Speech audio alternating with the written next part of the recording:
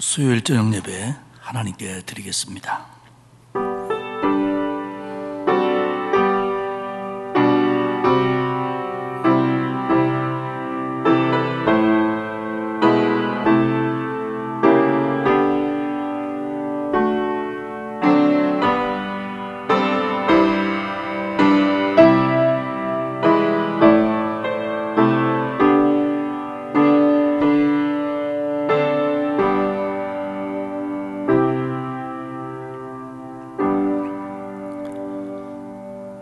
우리를 구원하사 하나님의 자녀 삼아주시고 코로나19와 추운 날씨 속에서도 늘 지켜주신 하나님의 은혜와 사랑 감사를 드립니다. 오늘 추운 날씨지만은 하루 일과를 마무리하며 하나님 앞에 머리를 숙입니다. 이곳에 임재하셔서 우리의 예배를 받으시고 사랑하는 주의 백성들에게 은혜와 복을 내려 주옵소서. 감사드리며 예수님의 이름으로 기원하옵나이다. 아멘. 540장 찬송하겠습니다. 이 찬송 부르고 한상숙 권사님 기도하시겠습니다.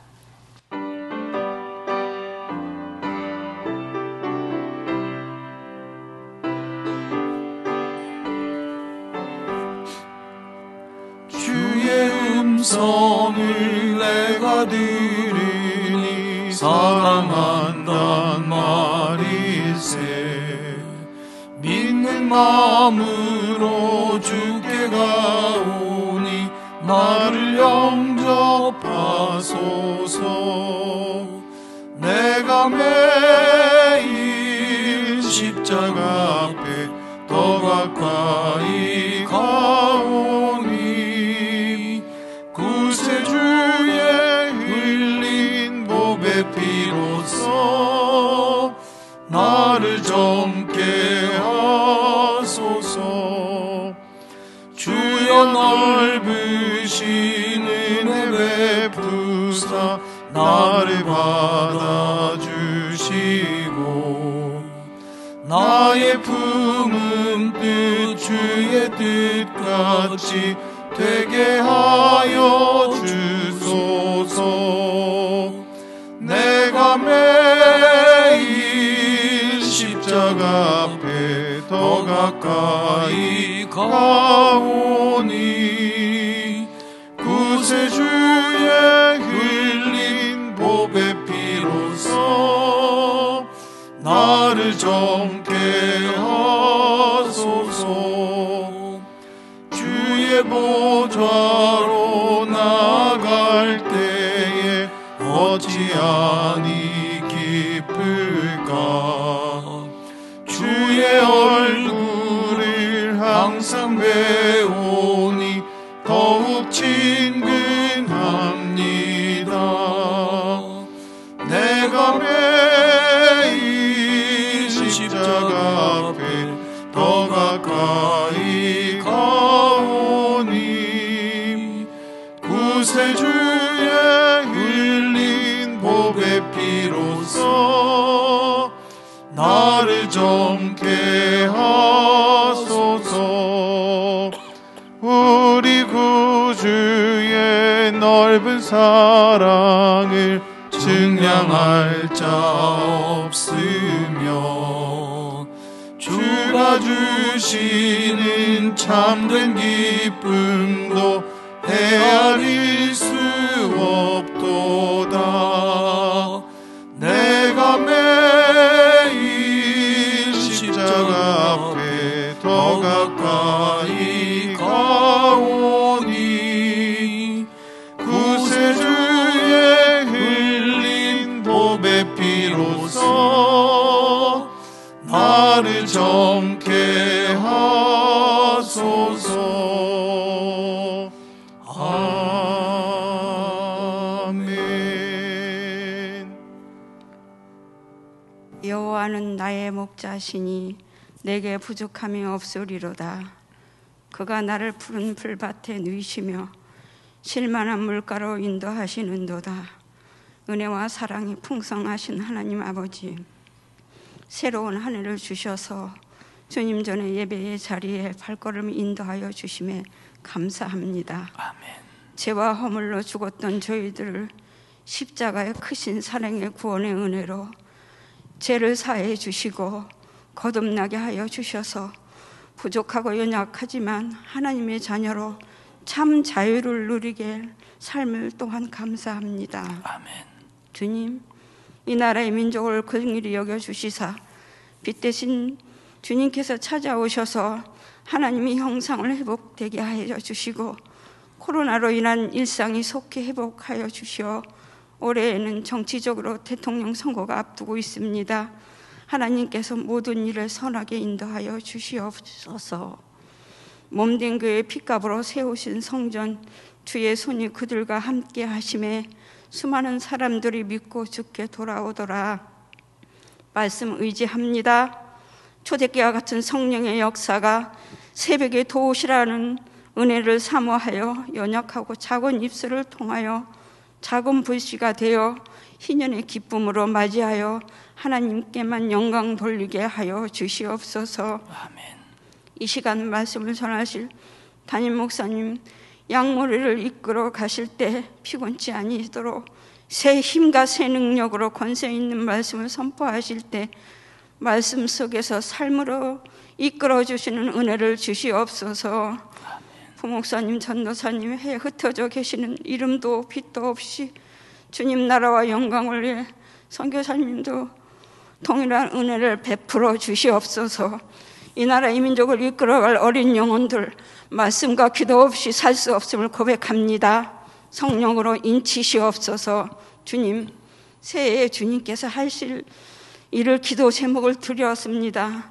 저희들이 가정과 형편을 아시는 주님께서 야베스의 기도처럼 주님께서 내게 복을 주시려거든 나의 지경을 넓히시고 주의 손으로 나를 더우사 나로 환난을 벗어나 내게 근심이 없게 하옵소서 하였더니 하나님이 그가 구하는 것을 허락하신 것처럼 올 한 해 주님께서 하실 일을 기대하면서 존귀하신 예수님 이름으로 기도합니다. 아멘.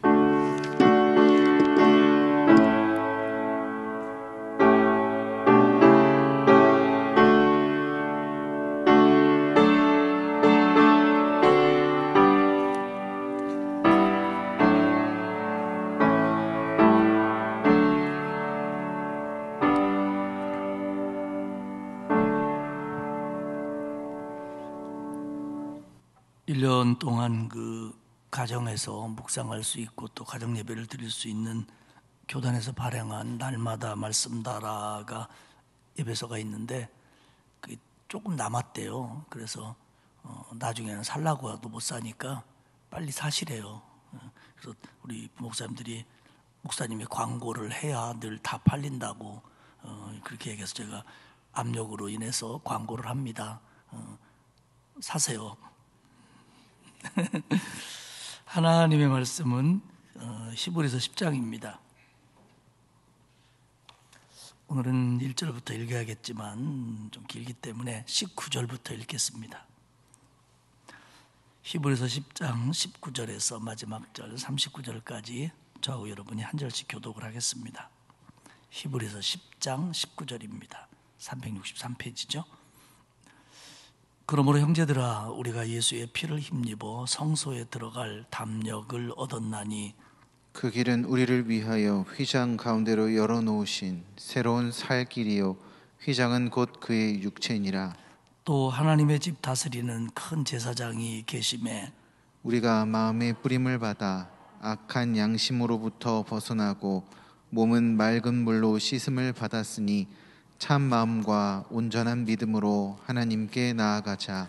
또 약속하신 이는 미쁘시니 우리가 믿는 도리의 소망을 움직이지 말며 굳게 잡고 서로 돌아보아 사랑과 선행을 격려하며 모이기를 패하는 어떤 사람들의 습관과 같이 하지 말고 오직 권하여 그날의 가까움을 볼수록 더욱 그리하자. 우리가 진리를 아는 지식을 받은 후 짐짓 죄를 범한즉 다시 속죄하는 제사가 없고 오직 무서운 마음으로 심판을 기다리는 것과 대적하는 자를 태울 맹렬한 불만 있으리라. 모세의 법을 폐한 자도 두세 증인으로 말미암아 불쌍히 여김을 받지 못하고 죽었거든. 하물며 하나님의 아들을 짓밟고 자기를 거룩하게 한 언약의 피를 부정한 것으로 여기고 은혜의 성령을 욕되게 하는 자가 당연히 받을 형벌은 얼마나 더 무겁겠느냐 너희는 생각하라. 원수 갚는 것이 내게 있으니 내가 갚으리라 하시고 또 다시 주께서 그의 백성을 심판하리라 말씀하신 것을 우리가 아노니 살아계신 하나님의 손에 빠져 들어가는 것이 무서울진저 전날에 너희가 빛을 받은 후에 고난의 큰 싸움을 견디어낸 것을 생각하라. 혹은 비방과 환난으로서 사람에게 구경거리가 되고 혹은 이런 형편에 있는 자들과 사귀는 자가 되었으니 너희가 갇힌 자를 동정하고 너희 소유를 빼앗기는 것도 기쁘게 당한 것은 더 낫고 영구한 소유가 있는 줄 알미라. 그러므로 너희 담대함을 버리지 말라. 이것이 큰 상을 얻게 하느니라. 너희에게 인내가 필요함은 너희가 하나님의 뜻을 행한 후에 약속하신 것을 받기 위함이라. 잠시 잠깐 후면 오실 이가 오시리니 지체하지 아니하시리라. 나의 의인은 믿음으로 말미암아 살리라. 또한 뒤로 물러가면 내 마음이 그를 기뻐하지 아니하리라 하셨느니라. 하시겠습니다. 우리는 뒤로 물러가 멸망할 자가 아니요 오직 영혼을 구원함에 이르는 믿음을 가진 자니라. 아멘. 오늘은 히브리서 10장을 중심으로 굳게 잡으라 담대하라 라고 하는 제목으로 말씀을 살피도록 하겠습니다. 계속 반복해서 말씀드립니다마는 히브리서를 맨 처음 받아 읽은 사람들, 그러니까 유대인 그리스도인들이죠. 그들 중에는 지금 신앙이 흔들리고 있는 사람들이 있었습니다. 왜냐하면 유대교를 믿는 유대교인이었다가 이제 기독교인이 됐습니다. 예수님을 알았고 그리스도를 믿었고 영접했습니다. 그런데 박해가 오고 거짓 교사가 오고 잘못된 가르침이 교회 안으로 들어오니까 그들의 믿음이 흔들리기 시작을 했다는 겁니다. 그러다 보니까 일부는 유대교로 돌아간 자들이 있습니다. 유대교로 돌아간 자가 있고 신앙을 포기하고 세상으로 돌아간 자들도 있습니다. 그렇기 때문에 이제 흔들리는 자들을 잡아주고 더 이상 그리스도에게서 떨어져 나가지 않게 하기 위해서 그리스도의 절대성을 강조하는 것이 히브리서입니다. 절대성이라고 하는 것은 상대적이라는 것은 비교할 수도 있고 높낮이를 따질 수 있지만 절대적이라고 하는 것은 절대성이라고 하는 것은 0대 100인 겁니다. 다시 말하면 주님 아니면 안 된다라는 겁니다. 그리스도만이 구세주라는 겁니다. 예수 그리스도만이 영원한 제사장이다. 왜냐하면 이 히브리서를 처음 읽는 독자들이 유대교를 배경으로 하고 있기 때문에 구약을 가지고 구약적인 배경에서 예수 그리스도를 설명하는 그런 방법으로 히브리서를 써갑니다. 10장은 예수를 굳게 잡아라. 너희 믿음이 흔들리지 말아라. 박해가 있고 어려움이 있고 시간이 걸린다고 하더라도 담대해라. 결국 박해가 왔고요. 핍박이 왔습니다. 더 많이 올 거예요. 앞으로 이 히브리서를 현재로 본다면. 그리고 이제는 그 주님이 주신 약속은 자신들에게 이루어지는데 시간이 걸리고 있는 듯한 그런 느낌이 지금 있어요. 그렇지만은 너희들이 그렇다고 하더라도 너희들의 소망이 시간이 좀 걸린다고 하더라도 구원의 완성이죠. 그리고 박해가 있고 핍박이 있다고 할지라도 너희들은 흔들리면 안 된다. 주님만 굳게 잡아라. 어떤 상황이 와도 담대하라. 그러면서 예수 그리스도를 통한 구원에 대해서 속죄에 대해서 10장이 다시 이야기를 합니다. 10절에 보면 예수 그리스도의 몸을 단번에 들이심으로 말미암아 우리가 거룩함을 얻었노라. 주님의 십자가의 보혈로 우리가 구원받았다는 걸 강조하고요. 마지막 절인 39절에 보면 우리는 뒤로 물러가 멸망할 자가 아니요 오직 영혼을 구원함에 이르는 믿음을 가진 자니라. 이러면서 믿음을 강조합니다. 오늘 10장에서 앞부분에 나와 있는 우리가 읽지 않은 부분 1절에서 18절까지는 예수 그리스도를 통한 구원을 다시 얘기합니다. 그런데 히브리서가요 1장 1절부터 계속 교리적인 얘기를 합니다. 예수님이 모사보다 뛰어났고 영원한 제사장이고 구약의 제사의 한계점은 이런 거고 교리적으로 쭉 설명해 오다가요, 이제 히브리서 10장 18절로 교리적인 설명을 마무리합니다. 그리고 이제 10장 19절, 오늘 우리가 읽은 후반부는 그런 믿음을 가지고 실제 우리 생활 속에서 어떻게 믿음을 실천해야 되느냐에 대한 권면이 10장 후반부입니다.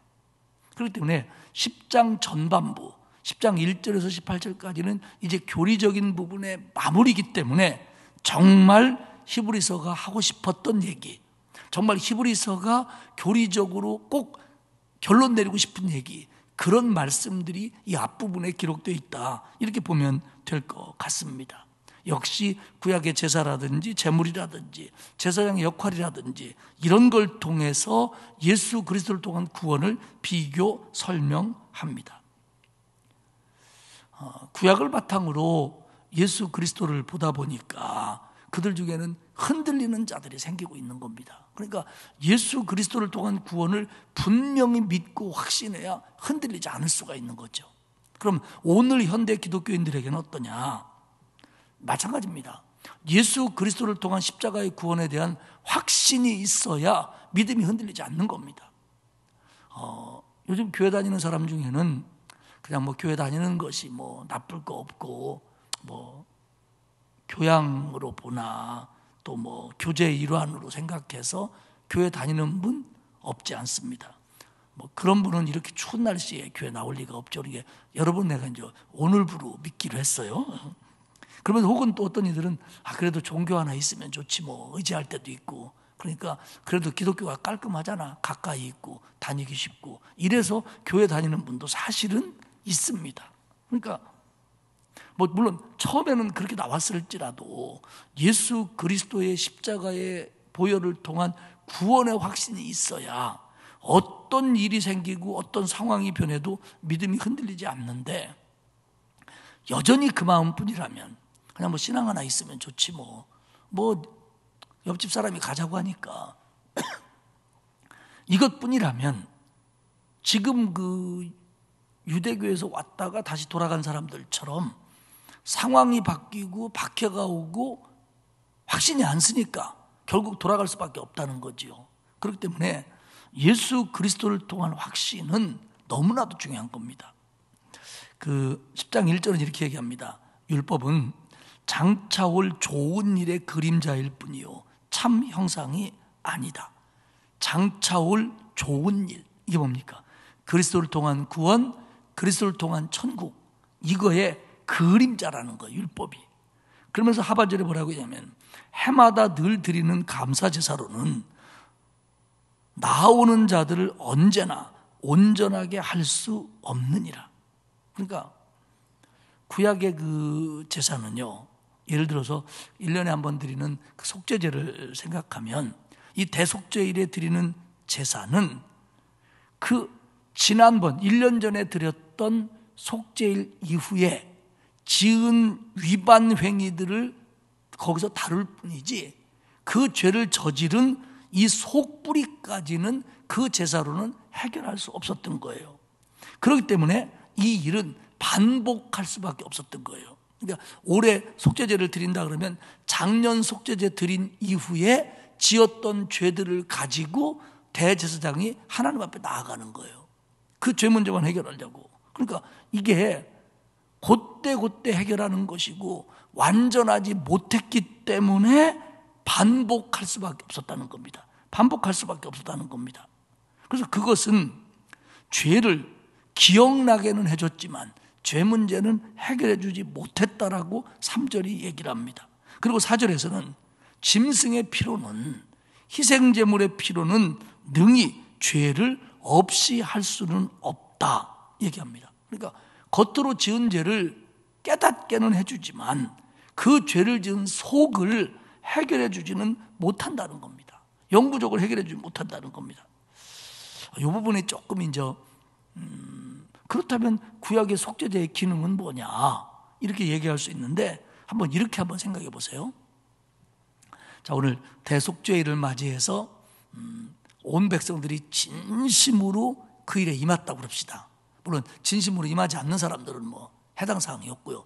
진심으로 임했고 대제사장이 그들의 죄를 가지고 지성소 안으로 들어가서 속죄제를 드렸어요. 그래서 겉으로라도 그 백성들의 죄가 해결이 됐습니다. 그러면 한 2달쯤 지났다고 그래요. 속죄제를 드리고 2달쯤 지났어요. 그러면 지금 2달 동안 지은 죄들은 구약의 율법과 속죄제의 기능으로는 아직 해결이 안 됐어요. 이건 언제 해결되느냐? 내년 이맘때가 돌아와야 돼요. 지은 뒤로부터 1년이 지나야 돼요. 근데 지금 2개월이 지났어요. 2개월 동안 죄가 쌓였어요. 그러면 이 죄 문제는 지금 해결되지 않은 거예요. 그러면 이 죄 문제가 해결되지 않은 사람들이 하나님께 나아갈 수 있느냐? 없어요. 하나님께 못 나가요. 왜? 죄는 하나님께 나아가는 길을 막아요. 그렇기 때문에 이 죄 문제가 해결이 안 됐기 때문에 그들은 하나님께 나아가지 못해요. 그러면 극단적으로 얘기하면 속죄제를 드리고 2개월 후에 죽었어요. 그러면 지금 2개월 동안 죄 문제가 해결되지 않은 죄 문제가 남아있어요. 그렇기 때문에 이 사람은 구원받지 못해요. 적어도 구약의 율법으로 설명하면 그렇게 설명이 돼요. 요거에 대한 또 궁금증은 다시 얘기할게요. 그러면 예수 그리스도의 십자가는 단 한 번으로 우리의 죄 문제를 해결하셨어요. 그러니까 우리가 예수 그리스도가 십자가에 달려 죽으신 후에 우리의 죄를 씻어주시고 우리를 의롭다고 하셨어요. 물론 우리에게도 여전히 죄를 짓고 있는 성향이 있고 죄들이 있지만 예수 그리스도의 십자가의 보혈은 속죄제 때 드렸던 짐승의 피하고 달라서 이 보혈은 우리의 모든 죄에서 씻어주셨어요. 그렇기 때문에 예수님이 2000년 전에 돌아가셨지만 우리는 지금 주님 앞에 하나님 앞에 나올 수 있는 거예요. 왜? 하나님이 우리의 죄 문제를 해결해 주셨기 때문에. 그러면 우리가 지금 여기서 죽으면 우리는 천국 가는 거예요. 이게 다른 거예요. 독일의 잠언 가운데 이런 얘기가 있어요. 하나님이 기꺼이 용서해 주시지 않으면 천국은 늘 텅텅 비어 있을 것이다. 그러니까 이 과정 속에서 하나님의 용서, 하나님의 은혜라고 하는 것이 절대적으로 작용을 하지요. 그럼 우리는 이제 궁금하죠. 아니 그러면 구약의 하나님의 백성들한테는 너무 불공평한 거 아닙니까? 그들 중에도 신실한 사람이 있었을 테고 정말 하나님 앞에 바르게 살려고 했는데 그 사람들은 그러면 속죄제에만 의존했으면 죄 문제는 어떻게 해결하고 그들은 어떻게 구원받은 겁니까? 아니 이거 너무 불공평한 거 아닙니까? 근데요 요거에 대해서 한마디로 얘기하면요 그건요 우리의 오지랖이에요. 하나님께서 그런 구약의 제사가 있지만 그때 하나님의 백성들을 어떻게 구원하셨는지는 하나님 소관이에요. 여러분 속죄제가 죄 문제를 완벽하게 해결할 수 없었다라는 얘기가 구약의 백성들은 한 병도 구원받지 못했다라는 얘기는 아니에요. 결국 예수의 십자가는 영원성을 가지고 있기 때문에 그 은혜로서 구약의 백성들도 어떤 기준으로 하나님이 구원하셨는지는 몰라요. 그러나 그것은 내가 관여할 바가 아니에요. 그건 하나님의 소관이에요. 우리가 이 문제를 보면서 느껴야 될 건 뭐냐면 나는 어쨌든 지금 하나님의 은혜로 예수 그리스도의 보혈로 구원받았다라는 것을 믿고 감사하면 되는 겁니다. 할렐루야. 그렇기 때문에 그것까지 고민할 필요가 없어요. 그건 하나님이 하시는 일이에요. 그러나 분명 속죄제만을 놓고 볼 때 이 속죄제의 기능은 1년에 한 번에 몰아서 하고 그 다음부터는 또 효능이 떨어지는 거예요. 그렇기 때문에 속죄제만을 의존했던 어떤 사람이 있다고 한다면 그는 하나님께 나아갈 수 없어요. 그래서 성소와 지성소의 휘장이 가려져 있는 거예요. 나아갈 수 없기 때문에. 그러나 예수 그리스도의 보혈은 우리의 죄 문제를 해결했기 때문에 하나님께 나아가는 것을 막는 죄 문제가 해결됐기 때문에 우리는 언제나 하나님께 나아갈 수 있는 것이고 언제 어디서나 하나님이 부르셔도 구원받은 사람으로서 하나님 품에 안길 수 있다는 걸 믿으시기를 바랍니다. 오늘 히브리서가 이 얘기를 해주고 싶어하는 거예요. 그게 같은 게 아니다. 주님의 피로 씻음받고 짐승의 피로 씻음받으면 똑같네? 그러면 나 구약으로 돌아갈 거야. 유대교로 갈 거야. 내가 왜 욕먹고 핍박받으면서 이 기독교에 머물러 있어? 나 갈 거야. 아니다. 그게 다른 거다. 그건 해결해 주지 못하지만, 일시적인 거지만 이건 영원한 것이고 완벽한 거다. 이걸 강조하고 있는 게 지금 히브리서라는 겁니다. 그러면서 그 5절에서는 시편 40편 6절과 8절을 인용합니다. 이 말씀은 그리스도께서 성육신에서 이 땅에 오신 후에 하게 될 사역에 대해서 예언한 말씀으로 믿는 규절입니다. 히브리서 10장 5절과 6절을 볼까요? 그러므로 주께서 세상에 임하실 때에 이르시되 하나님의 제사와 예물을 원하지 아니하시고 오직 나를 위하여 한 몸을 예비하셨도다. 번제와 속죄제는 기뻐하지 아니하시나니. 그러니까 하나님께서 번제와 속죄제를 기뻐하는 게 아니다. 이게 영원할 수 없다는 거예요. 그러면서 10절에 뭐라고 얘기했냐면, 히브리서 10장 10절에 보면 이 뜻을 따라 예수 그리스도의 몸을 단번에 들이심으로 말미암아 우리가 거룩함을 얻었도다. 이 뜻을 따라, 하나님의 뜻을 따라. 물론 구약적인 배경에서 이렇게 예언해 놓으신 하나님의 뜻이 이루어져서, 그리고 예수 그리스도가 몸을 단번에 들이심으로 말미암아 우리가 거룩함을 얻었다. 그러니까 이 예수 그리스도가 구약과 관계없는 분이 아니라 구약에서 얘기하는 하나님의 뜻이 이루어진 역사가 예수 그리스도의 십자가다라는 걸 오늘 히브리서 기자는 강조를 하는 겁니다. 그러면서 이제 그 11절과 12절에 보면요, 11절에서 제사장과 예수님을 비교하는데 이렇게 얘기해요. 11절에 보면 제사장마다 매일 서서 섬기며 자주 같은 제사를 드리되 이 제사는 언제나 죄를 없게 하지 못하거니와 오직 그리스도는 죄를 위하여 한 영원한 제사를 드리시고 하나님의 우편에 앉으셨다. 그러니까 제사장은 뭐냐면요, 요 제사장은 이제 1년에 한 번 속죄소에 들어가는 그 대제사장을 얘기하는 게 아니라 성소에서 매일 하나님 앞에 번제를 드리고 일주일에 한 번 떡상을 차리고 하는 이런 일들을 얘기하는 겁니다. 그러니까 매일 서서 섬겼다는 거예요. 이 말의 상징이 뭐냐면 그 사람의 일이 안 끝났다는 거예요. 그러니까 이 일은 끝날 수 없는 일이라는 거예요. 제사장을 통한 일은. 그러니까 이거는 매일 반복해야 되는 일이기 때문에 끝날 수 없다는 거예요. 그런데 예수님은 하나님의 우편에 앉으셨다. 이 두 가지를 왜 비교하냐면, 하나님은 이제 주님을 통해서 주님은 그 일을 끝내놓고 앉으셨다는 거예요. 제사장은 매일 서서 그 일을 해야 됐고, 그리고 제사장은 같은 제사를 반복했고, 예수님은 한 영원한 제사를 드렸다는 거예요. 그러니까 제사장은 같은 제사를 반복해야 되고, 주님은 주님의 몸을 드리고 주님의 몸이 제물이 되는 한 번의 제사를 드렸다는 거예요.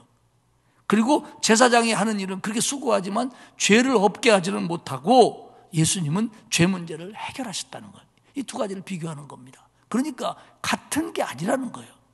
대제사장하고 예수님하고 같은 게 아니고, 희생제물하고 예수님의 보혈하고 같은 게 아니고, 제사장의 사역하고 예수님의 사역이 같은 게 아니다. 이건 완전히 다른 거다라는 걸 설명을 해주고 있습니다.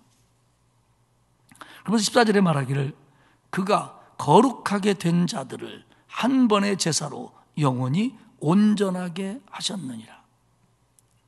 십자가의 대속하심을 통해서 믿음으로 반응하는 자들을 깨끗하게 하시고 영원히 온전하게 하셨다. 무슨 의미냐면, 그 하나님의 구원의 역사는 예수 그리스도를 통해서 이미 영원히 완성시켜 놨다는 거예요. 이거는 그 세팅이 된 거예요.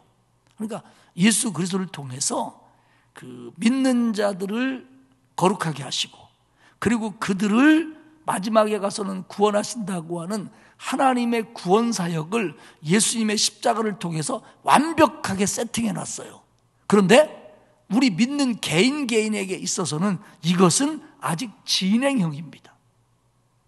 진행형입니다. 그러니까 우리는 예수를 믿음으로 의롭다함을 받고, 그리고 성화, 성결을 향하여 날마다 구원의 길을 걸어가고 지금 우리는 걷고 있잖아요. 그리고 그 마지막에 이 구원이 완성되는 거, 우리에게는 이게 과정이지만 하나님에게는 십자가의 보혈을 통해서 이미 완성해 놓은 일이라는 거예요.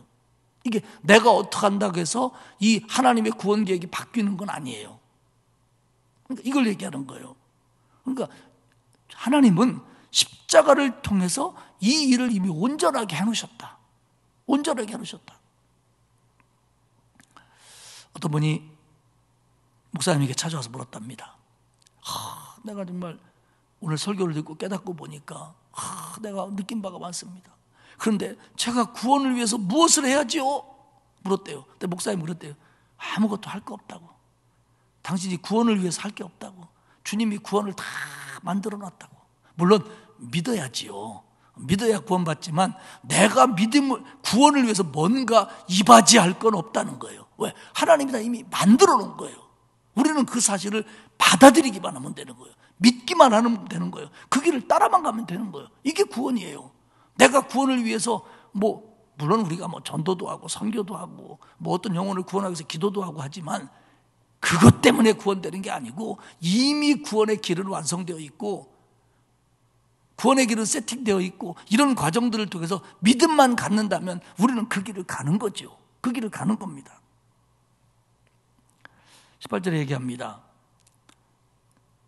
이것들을 사하였은즉 다시 죄를 위하여 제사 드릴 것이 없느니라.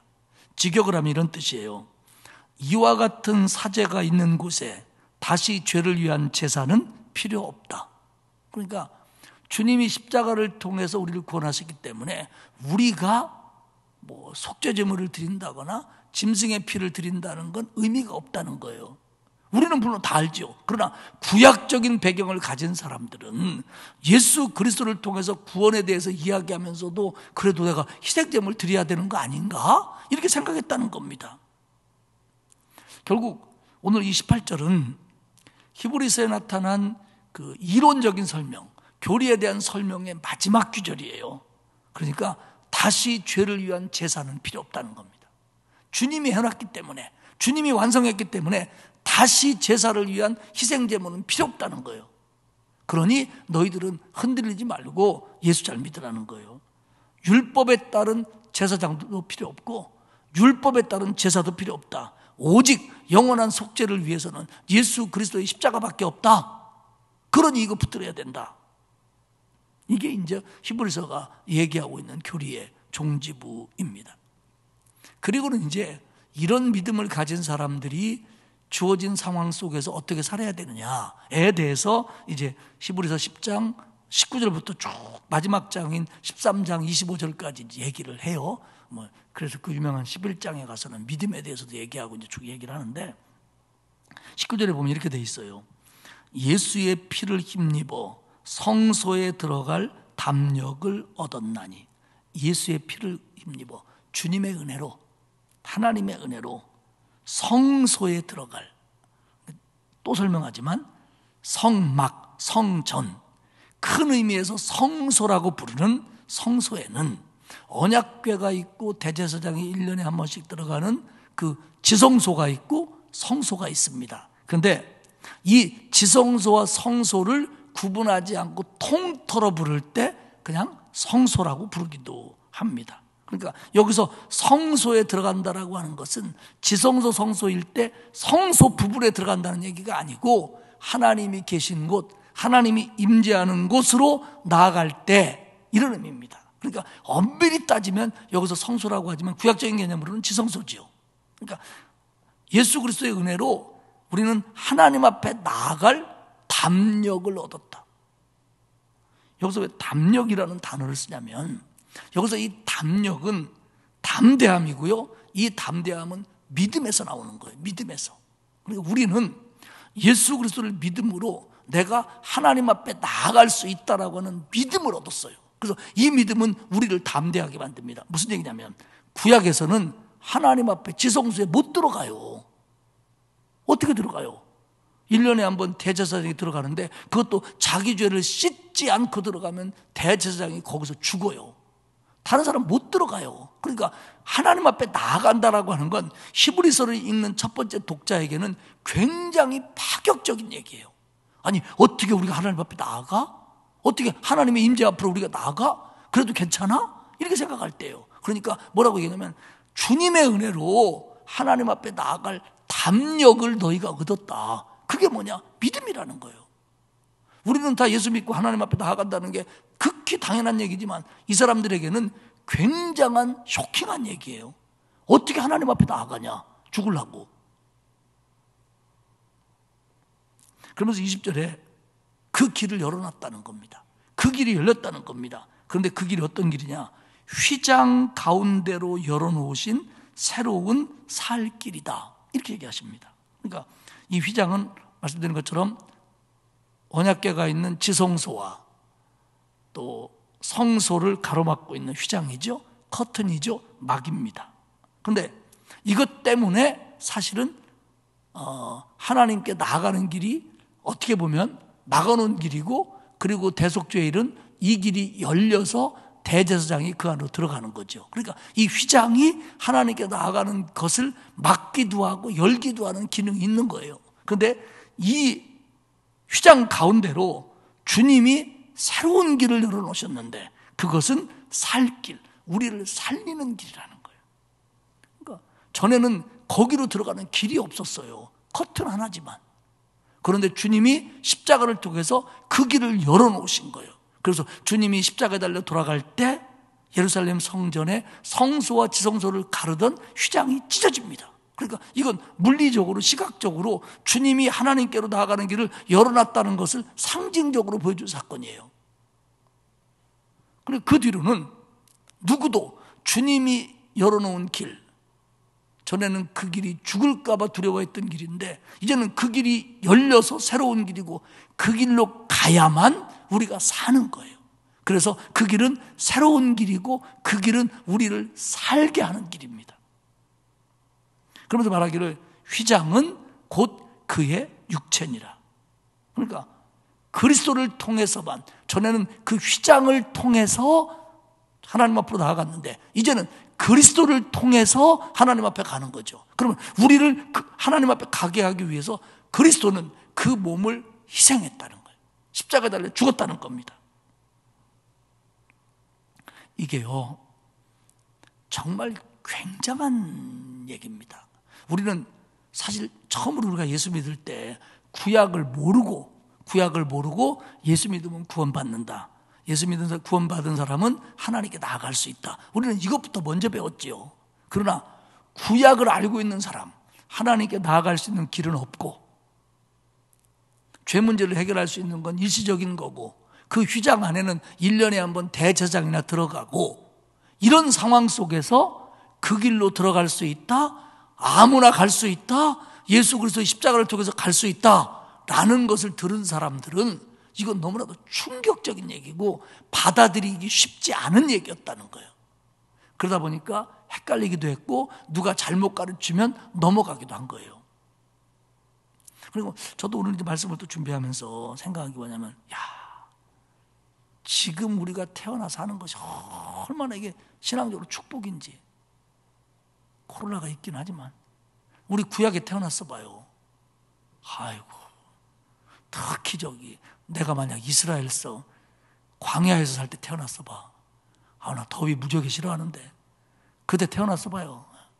지금 이렇게 정말 예수 그리스도의 복음이 자유롭게 전파되고 이렇게 교회가 많고 시골마다 교회가 있고 그래서 우리까지 구원받을 수 있는 이런 대한민국의 이 시대에 태어났다는 걸 여러분 감사하시기를 축복합니다. 우리는 예수 그리스도의 십자가를 믿는데 구약적이라는 배경이 방해가 되지 않았어요. 그러나 유대인들에게는 이 구약의 율법이라고 하는 것이 예수 그리스도를 믿는데 방해가 되는 거예요. 지금에 와서는. 그러니까 히브리서는 그게 서로 상충되는 게 아니라 율법이나 성막이나 이런 것들은 지금 예수 그리스도를 통한 구원을 보여주는 그림자고 형상이었다. 그렇게 얘기를 자꾸 해주는 거죠.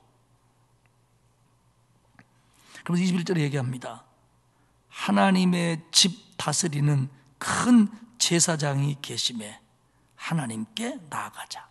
그러니까 옛날 구약의 백성들이 그 죄 문제를 가지고 자기들이 못 나갔지만 큰 대제사장이 있음으로 말미암아 죄 문제를 가지고 하나님 앞에 나갔던 것처럼 우리에게는 큰 제사장이 있으니까 하나님께 나아갈 수 있다. 어제 이제 우리 한태환 장로님 장모님의 장례식이 있었어요. 그런데 이제 장인의 장례식이에요. 죄송합니다. 근데 그분이 이제 국가유공자시고 그렇기 때문에 뭐 화장을 하고 현충원까지 가고 이런 일이 있어갖고 새벽 4시 반에 발인 예배를 드렸습니다. 이대 목동병원에서.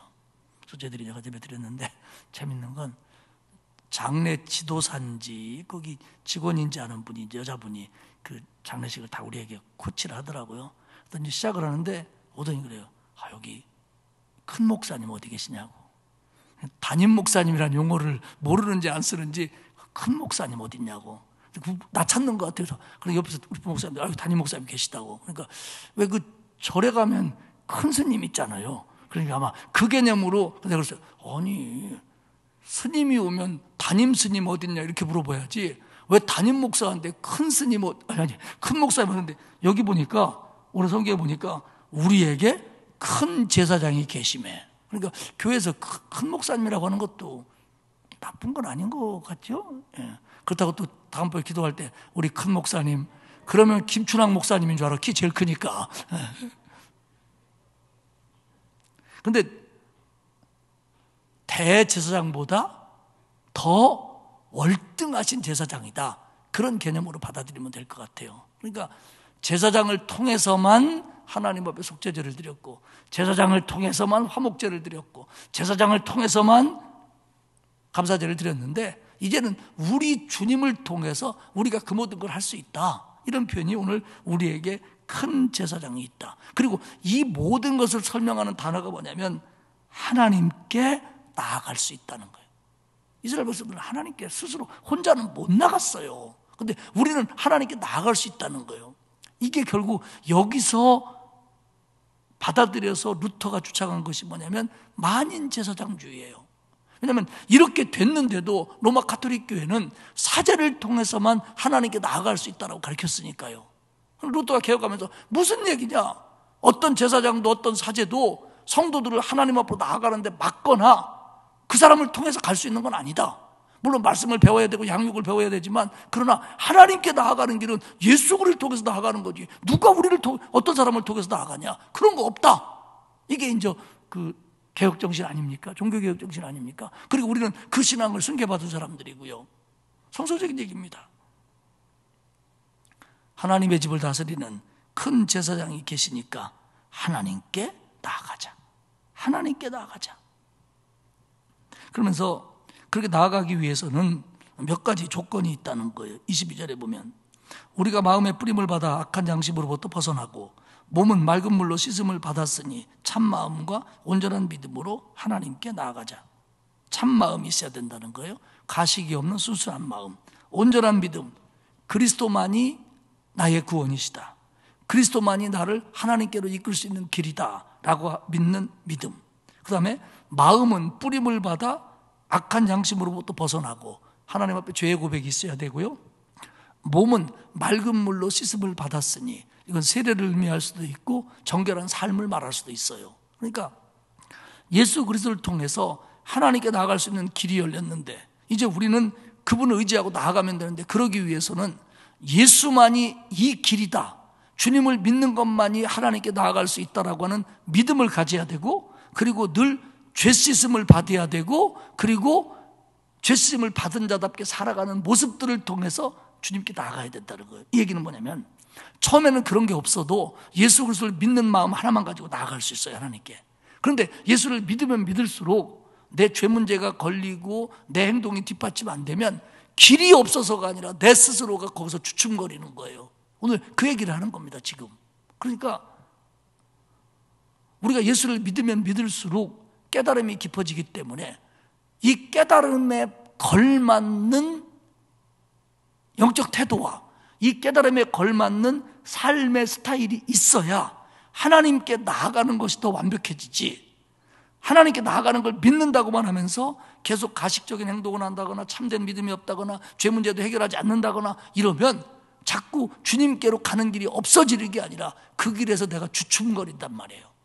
아무리 주님이 그 길을 열어놨어도, 구원받았다고 하더라도 그 길에서 우리가 주춤거린다는 거예요. 그렇기 때문에 이 문제를 해결하고 주님께 나아가자는 거예요. 23절에 얘기합니다. 굳게 잡아라. 또 약속하신 이는 미쁘시니 우리가 믿는 도리의 소망을 움직이지 말며 굳게 잡고. 굳게 잡아라. 뭘? 믿는 도리의 소망을 흔들리지 말고 굳게 잡으라는 거예요. 이게 뭐냐면 영적인 일관성을 유지하라는 겁니다. 그 천국에 대한 소망, 구원에 대한 확신, 이런 게 흔들리지 말라는 거예요. 왜냐하면 흔들리게 하는 일이 너무 많으니까. 그러면서 24절에는 서로 돌아보라는 겁니다. 무엇을 하기 위해서 돌아보느냐? 선행과 사랑을 격려하기 위해서. 여러분, 구원받은 성도 중에 성도의 사명 가운데 하나는요, 내 믿음을 하나님이 보시기에 아름답게 길러가고 성숙한 신앙으로 가는 것도 있지만, 내가 구원받은 후에 내가 가진 사명 중에 하나는 다른 성도를 격려하는 일입니다. 사랑과 선행을 격려하는 겁니다. 그래서 25절에는 그걸 격려하기 위해서 서로 모이라는 거예요. 예배하기 위해서 모이고, 기도하기 위해서 모이고, 헌신하기 위해서 모이고, 격려하기 위해서 모이라는 겁니다. 우리가 이제 사도행전에서 그 문제를 앞으로 다루게 되겠습니다만은, 우리가 흔히 교제라고 번역하는, 사귐이라고 번역하는 헬라어 꼬이노니아가 있습니다. 저희들이 그 단어를 배울 때 이게 있으면 사람이 많이 꼬인다, 그래가지고 꼬이노니아다, 이렇게 우리 헬라어 선생님이 웃으면서 가르쳤는데요. 우리는 교제 그러면 무슨 뭐 친하고 대화하고 커피 마시고 어울리고 이것만 교제라고 생각하는데, 실제로는 이 꼬이노니아가 뜻하는 단어는 영적인 것부터 시작해요.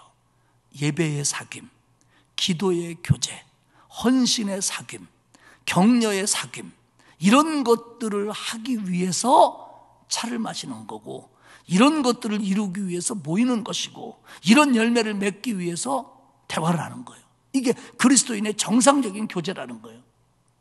그리스도인들이 모여가지고 서로 만나고 반가워, 어떻게 지냈어, 어떻게 지냈어, 마스크 좀 벗어봐, 오래간만에 얼굴 보네, 그러고서 하면 딴소리 시커놓고 집에 가면 이건 교제가 아니고 놀다 온 거예요. 이게 좀 다른 거예요, 사실. 그러니까 그리스도인의 교제는 언제나 영적인 돌봄과 영적인 격려, 물론 내가 기도 제목이 있으니까 좀 기도해줘, 이런 걸 포함해서 이런 것들이 바탕이 될 때 이게 교제고요. 이것이 성경이 말하는 꼬이노니아인데, 사탄은 이걸 늘 방해한단 말이에요. 박해로 방해하고요, 마음을 갈라지게 만들고요, 서로에 대해서 못 믿게 만들고요, 질투하게 만들고 시기하게 만들고 섭섭하게 만들고, 이런 것들을 통해서 성도들이 진실한 의미에서 꼬이노니아를 하는 걸 방해하는 거예요. 또 뭐 핍박이 오고 뭐 잘못 판단도 하고, 그러니까 이 꼬이노니아에서 떨어져서, 이 공동체에서 떨어져서 세상으로 가고 유대교로 돌아간다는 겁니다. 그러니까 그렇게 되지 않도록 너희들이 돌아보고 격려하고, 그거 안 하려고 하는 사람들의 습관을 따르지 말고 어려우면 어려울수록 더욱 그렇게 해라, 이 얘기입니다. 요즘에 이제 거리두기를 하다 보니까 몸만 멀어지는 게 아니라 정말 어떤 때는 마음도 멀어져요. 왜냐하면 사람이라 지척이 천리면 마음도 천리예요. 자주 봐야 정도 붙는 거고, 사람이 서로 얘기도 많이 해야 만나면 할 얘기가 있지, 오래간만에 만난 사람은 할 얘기가 없어요. 여러분 뭐 길 가다가 막 굉장히 오래된 동창이나 옛날에 같은 아파트에 살던 사람 길에서 한번 만났다고 그래요. 어머 반가워 반가워, 할 얘기가 없어요. 왜냐하면 저 집에 아들이 있었나 딸이 있었나 자꾸 헷갈리고, 그 딸이 시집갔나 안 갔나도 잘 모르고 기억도 안 나고, 함부로 얘기하자니 아닌 것 같고, 그래서 그냥 빙빙 돌다가 전화해, 그래 그 전화할게, 우리 한번 만나 밥 좀 먹어, 전화번호도 몰라 서로. 이렇게 된단 말이에요. 그러니까 우리가 지금 이런 상황 속에서 우리가 할 수 있는 교제가 있잖아요. 뭐 중보의 교제를 한다든지, 그리고 주일이면 비록 제한된 인원이지만 예배를 통해서 교제한다든지, 그리고 뭐 또 SNS나 지금 이 시대의 방법으로 얼마든지 교제할 수 있는 방법들이 있잖아요. 그래서 그 방법이 죽었나 살았나를 확인하는 게 아니라 상대방의 신앙과 사랑과 선행을 격려해야 된다는 거예요. 왜냐하면 지금 이 히브리서가 쓰여질 때 그냥 이렇게 교제 없이 지나다 보니까 유대교에서 와가지고 쏠락쏠락 해가지고 야 예수님도 그냥 제사장 중에 하나래, 그 뭐 똑같대 이러면서 데려간 거예요. 그러니까 이런 것들에 대한 그 에라들이 교회 공동체 안에서 나오기 때문에 이런 얘기를 하고 있는 거예요 지금. 그러니까 너희들 내 신앙도 중요하다. 그러나 성숙된 사람은 굳게 붙잡고 서로 붙잡고 서로를 돌봐라, 격려해라, 잘한다고 해줘라, 또 어려운 사람은 같이 기도해줘라 이러는 거예요. 그리고 이제 26절 이하에서는 배교제에 대한 경고입니다. 이게 뭐냐면 결국 너네 26절에 보면 진리를 아는 지식을 받은 후 짐짓 죄를 범한 즉 다시 속지 않은 제사가 없고, 무슨 얘기냐면 주님을 알았다고 하지만 계속 주님을 부인하는 죄를 반복한다면, 돌아오지 않는다면 그건 영원한 심판밖에 기다리는 게 없다. 30절에 얘기합니다. 하나님이 심판하신다. 그리고 27절에 보면 오직 무서운 마음으로 심판을 기다리는 것과 대적하를 태울 맹렬한 불만이 있느니라. 그러니까 주님을 알았다고 하지만 주님에게서 멀어져 가고 계속 주님을 부인하는 자는 결국 하나님의 아들을 짓밟는 거고, 거룩한 언약의 피를 29절에 보면 부정한 것으로 여기고, 그러니까 예수님의 피를 그냥 예수님이 형벌받은 사람이 피 흘린 거지 이게 뭐 대단한 거냐 이렇게 말하고, 그리고 성령을 욕되게 하기 때문에 그들은 심판을 면하지 못한다. 이건 어쩔 수 없는 일이다. 심판 받을 수밖에 없다. 그러니 마지막으로 얘기하는 게 뭐냐면 너희는 담대해라. 32절에 보면 구원받은 후에 고난의 큰 싸움을 견뎌낸 걸 생각해라. 너희들이 비방받았고 환난당했고 구경거리 됐고 소유를 빼앗겼다, 수치를 당했고, 그런데 너희들이 그러면서도 기쁨으로 견딜 수 있었던 것은 34절에 더 낫고 영구한 소유가 있는 줄 압니다. 지금 내가 감옥에 갇히고 욕먹고 목숨이 위험하고, 왜냐하면 그 노마시대 때는요 죄를 많이 진 사람은 제사를 압수하는 벌이 있었습니다. 그래갖고 기독교인들에게 제사를 압수하는 벌을 내린 거예요. 그러니까 예수를 믿는다고 하는 것은 목숨도 위험하지요, 재산도 뺏기지요, 사회적인 지위도 잃지요, 이런 일들이 허다했을 때라는 거예요. 그런데 성경은 뭐라고 하면 그들이 그런 일을 당하면서 기뻐할 수 있었던 것은, 기꺼이 당했던 것은 뭐냐면 더 낫고 영구한 소유가 있는 줄 압니다. 하늘의 보화가 있기 때문에, 천국이 있기 때문에 그들은 그런 것들을 기꺼이 당했다는 거예요. 순교도 당했고 몽땅 뺏겼고 옥에 갇혔어도 기꺼이 당했다는 거예요. 주님을 부인하지 않고. 왜? 하나님 나라가 있다고 믿었기 때문에. 그 영원한 소유는 이 땅의 생명이나 재산이나 명예나 이런 거하고 바꿀 수 없는 거라고 알았기 때문에. 그런데 그 하늘의 영원한 소유가 내 것이 되는 데는 인내가 필요하다, 시간이 필요하다는 거예요. 이런 핍박도 견뎌야 되고, 이런 참 불공평도 견뎌야 되고, 이런 아픔도 견뎌야 되고, 이런 헷갈림도 견뎌야 되고, 이런 것들을 견뎌가면서 인내할 때, 그때 그것이 너의 것이 될 수 있다라는 얘기입니다. 그리고 39절 한번 볼까요, 우리?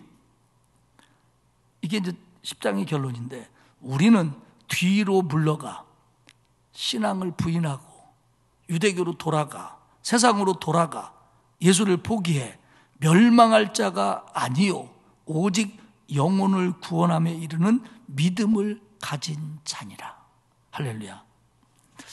사랑하는 여러분, 기독교 역사 속에서요 그리스도인들은 초대교회 때뿐만 아니라 물론 그때가 제일 많았지만 그 예수님 부활승천하시고 이제 복음을 전하고서 보통 이제 AD 64년에 네로가 박해를 시작하면서부터, 그러다가 좀 중단됐다 뭐 더 했다 그러다가 서기 250년 이후로 콘스탄티누스가 기독교를 공인할 때까지 그 3세기 4세기 초까지 핍박이 로마 전제국에서 아주 강렬했습니다. 그러니까 우리는 네로의 박해 그러는데, 네로의 박해는 그 어느 개인 황제에 의한 부분적이고 지역적인 박해였다면 AD 250년에 로마 제국이 실시한 박해는 전 로마 제국의 로마 제국의 박해였습니다.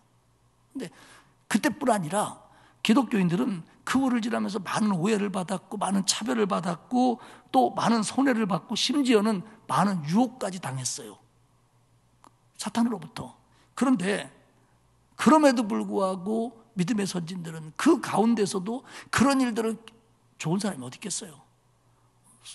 고난당하는 게 누가 좋고 뺏기는 게 누가 좋고 구격거리 되는 게 누가 좋고 심지어는 순교당하는 걸 누가 좋아했겠어요? 그런데 이걸 기꺼이 당한 건 왜 그러느냐?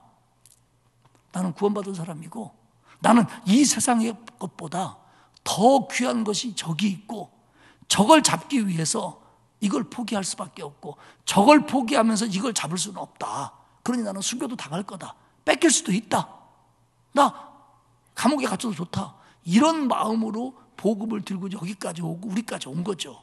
우리는 그 계보에 서 있는 거고요. 그렇기 때문에 이런 과정을 살아가는 사람들, 오늘 우리에게 박해가 없다고 할지라도 오늘도 수많은 유혹이 있고 기독교인에 대한 따가운 눈초리가 있고 그리고 우리를 넘어뜨리려고 하는 세상이 너무 크고 아름답게 다가오는 이 시대에 우리도 인내하면서 이 믿음을 지켜야 되고 서로 돌아보아 격려해야 되고 예수 그리스도만이 하나님께 나가는 길이라는 걸 확실히 붙잡아야만, 담대하게 붙잡아야만, 그리고 굳게 서야만 여기서 지지 않을 수 있다는 거죠. 지금 코로나라고 하는 이 참 신앙생활 제대로 하기에 참 어려운 때, 지금 이때에 예배드리기도 기도하기도 헌신하기도 뭐 교제하기도 다 어려운 이때에 그래도 우리는 인내함으로 굳게 잡고 담대하게 잡아서 그리고 우리가 해야 될 일을 해가면서 가야 된다는 거예요. 그러면 그때마다 하나님은 역사하셨고요, 그때마다 하나님의 사람들을 구원하셨고요, 그때마다 그 사람들을 통해서 또 다른 사람들을 구원하시고 길러내셨다는 겁니다.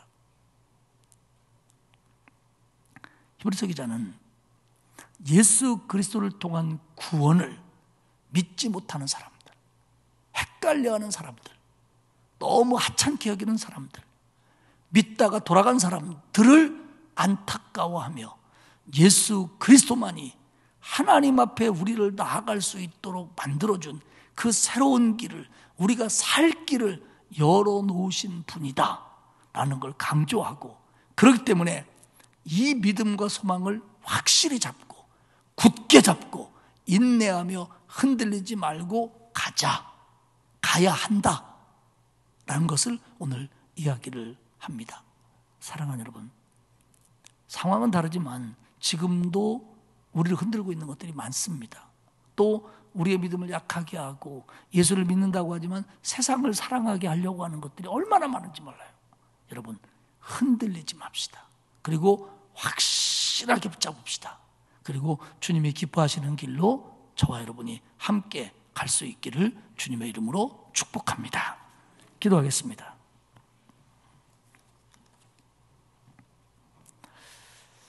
하나님 아버지, 고맙습니다. 구약의 배경에서 주님의 십자가를 통한 구원이 받아들이기 어려웠던 때에 히브리서 기자는 한 영혼이라도 더 구원하기 위해서 예수를 알고 믿었던 사람들이 그 믿음이 흔들리지 않게 하기 위해서 오늘 하나님이 주시는 감동으로 이 말씀을 써내려가고 있는 것을 저희들이 듣습니다. 기독교 역사 속에서 많은 사람들이 고난을 견뎌냈고 박해를 참아냈고 빼앗기고 무시당하고 옥에 갇히고 조롱거리가 되고 심지어는 순교를 당하면서까지 하늘의 보화를 바라보며 인내하며 견뎌내며 굳게 잡았던 것을 저희들이 배웁니다. 하나님, 우리에게 믿음을 더해 주사 이 시대도 신앙을 흔드는 것들이 너무 많은데, 굳게 잡은 손을 약하게 만드는 것이 너무 많은데, 담대하지 못하게 하는 것들이 너무 많은데, 하나님, 이런 시간들 속에서도 우리가 믿음의 담대함으로 굳게 잡고 주님이 펼쳐놓으신 그 길을 걸어가며 함께 걸어가며 믿음의 승리를 가져올 수 있도록 하나님 도와주옵소서. 아버지 하나님, 코로나 속에서 예배가 제한되며 하나님에게서 멀어진 우리 믿음의 권속들이 있어 마음이 안타깝습니다. 끝까지 부인하면, 끝까지 주님을 모른다고 하면 하나님의 심판만이 기다리고 있을 터인데, 주여 우리 성도들을 불쌍히 여기시고 하나님께로 돌아올 수 있도록, 다시 믿음을 회복할 수 있도록 하나님 은혜를 베풀어 주옵소서. 그래서 예배하기를 기뻐하고 모이기를 힘쓰고 성도의 교제를 귀하게 여기는 그런 공동체로 다시 회복되도록 도와주옵소서. 감사드리며 예수님의 이름으로 기도하옵나이다. 아멘. 찬송가 88장 부르겠습니다.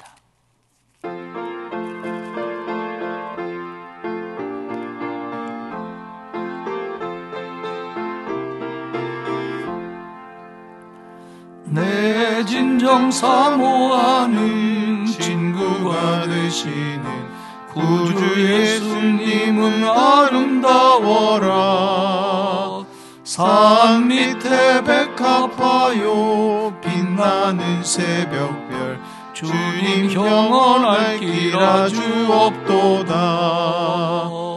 내 맘이 아플 적에 큰 위로 되시며 나 외로울 때 좋은 친구라. 주는 저 산 밑에 백합 빛나는 새벽별, 이 땅 위에 비길 것이 없도다. 내 맘의 모든 염려 이 세상 모락도 주님 항상 같이 하여 주시고, 시험을 당할 때에 악마의 개교를 즉시 물리치사 나를 지키네. 온 세상 날 버려도 주 예수 안 버려 끝까지 나를 돌아보시니. 주는 저 산 밑에 백합 빛나는 새벽별, 이 땅 위에 비길 것이 없도다. 내 맘을 다하여서 주님을 따르면 길이 나를 사랑하리니. 불불이 두렵지 않고 장검도 겁없네. 주는 높은 산성 내 방패시라. 내 영혼 먹이시는 그 은혜 누리고 나 친히 주를 뵙기 원하네. 주는 저 산 밑에 백합 빛나는 새벽별, 이 땅 위에 비길 것이 없도다.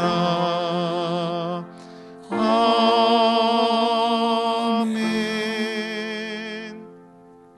우리 오늘은 내가 나에게 얘기하겠습니다. 뭐라고 얘기하냐면 굳게 잡아라, 담대해라. 자, 본인에게 말씀하십시오. 시작. 굳게 잡아라, 담대해라.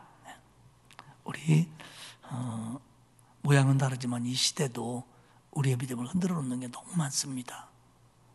우리의 가치관을 혼돈시키는 게 많은데 정말 이럴 때일수록 우리가 더 인내하며 주님의 구원의 길을 굳게 잡고 담대하게 이 길을 걸어가는 저와 여러분이 되시기를 축복합니다. 축복합니다. 기도하겠습니다. 하나님 고맙습니다. 죄 가운데 살다가 영원히 죽을 수밖에 없는 우리들인데 하나님의 은혜로 예수 그리스도의 십자가의 보혈로 구원받게 하시고 하나님의 자녀 되게 하시고 천국의 소망을 가지고 살게 하셨으니 감사합니다. 어떤 일이 벌어져도 무슨 일이 생겨도 누가 뭐라고 그래도 사탄이 아무리 나를 흔들어도 굳게 잡고 담대하게 이 길을 걸어갈 수 있도록 도와주옵소서.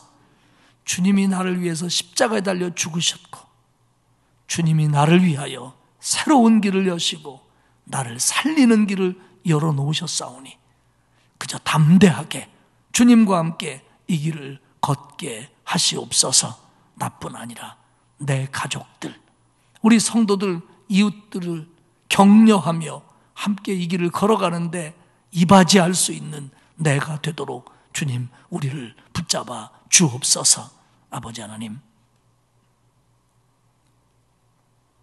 교회가, 예배가 그것의 가치가 무색해지는 이때에 그러기 때문에 더 소중한 가치임을 깨달아 온 가족이 구원받고 온 가족이 예배하고 내가 더 많은 사람들을 전도하고 애쓰는 우리가 될 수 있도록 은총 더하여 주옵소서. 남은 한 주간 하나님 코로나 속에서 하나님이 방패가 되어 주사 지키고 보호해 주시고 또 추운 날씨 속에서 하나님 건강 책임져 주시고 또 이번 주간에 수술을 하고 또 병원에 있고 또 치료 중이고 요양원에 있고 또 여러 가지 질병으로 고통받는 성도들을 주님 긍휼히 여기사 치유의 손길을, 회복의 손길을 내려 주옵소서. 이 예배에 귀한 예물 바친 손길들이 있습니다. 하나님 받으시고 그 예물 속에 들어있는 감사를, 그 기도 제목을 흠양하사 응답하여 주옵소서. 감사드리며 예수님의 이름으로 기도하옵나이다. 아멘.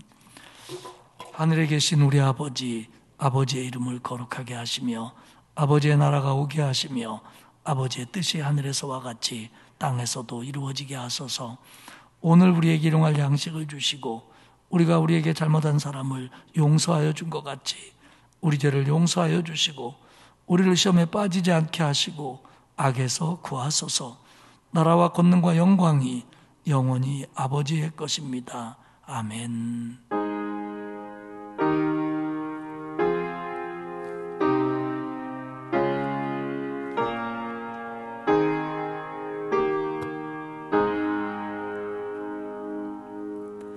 우리 오늘 말씀 붙들고 다 같이 한 목소리로 기도하시겠습니다. 기도합니다.